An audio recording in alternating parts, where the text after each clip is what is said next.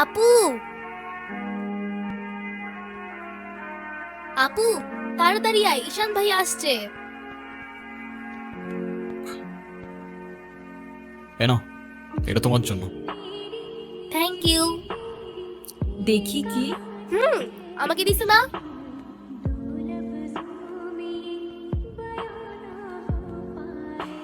আসসালামু আলাইকুম। ওয়ালাইকুম আসসালাম। বসো। বাবা, হুম।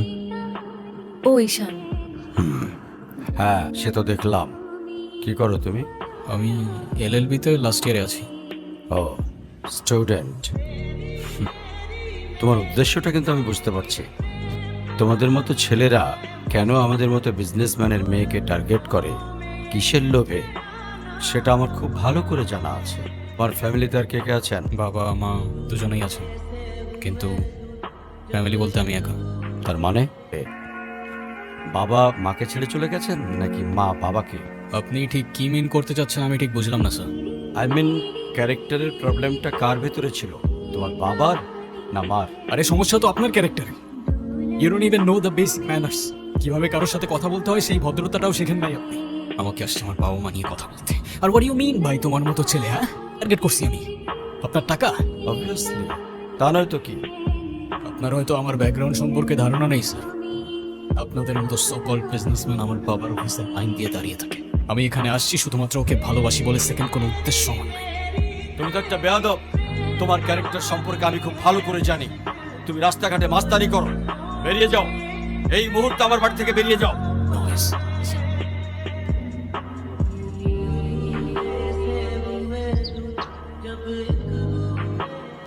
তুমি এটা কেন করলা? ঈশান, আমি তোমাকে বারবার বলছি বাবার সামনে রাগটা একটু কন্ট্রোল করে ভদ্রভাবে কথা বলতে। আমার জন্য এতটুকু করতে পারলা না? আমি বাবাকে অনেক কষ্ট করে ম্যানেজ করছি। তুমি জাস্ট একটাবার কি সরি বলো, সব কিছু ঠিক হয়ে যাবে। আমি কেন সরি বলবো? উল্টা তোমার বাবাকে বলো আমাকে এসে সরি বলতে। ঈশান, ফল্ট তোমারও ছিল। তুমি বাবার সাথে শাউট করছো। আর একটা সরি বলো যদি সবকিছু ঠিক হয়ে যায়, কেন সরি বলবা না? কারণ আমি সরি বলি না।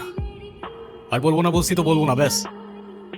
তোমার ইগোর জন্য না তোমাকে কিছু বলতে আমি ভয় পাই। এরকম চলতে থাকলে দেখবে একদিন আমিই চলে যাব। তো যাও না, তোমাদের আর কেউ আটকায় রাখে নাই।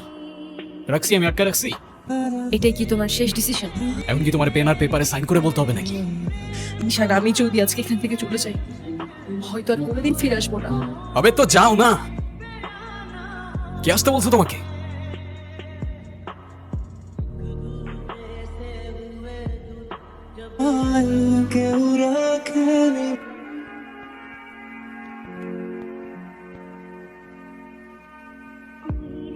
আসো।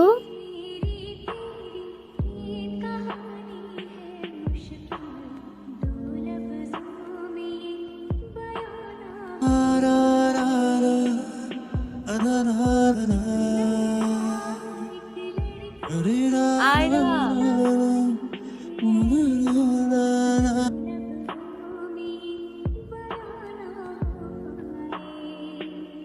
অনুর, কি হয়েছে স্যার? আমার জেদের জন্য আমার মেয়ের লাইফটা শেষ হয়ে গেছে। ওনো আমাকে অনেক বোঝানোর চেষ্টা করেছিল, আমি বুঝিনি।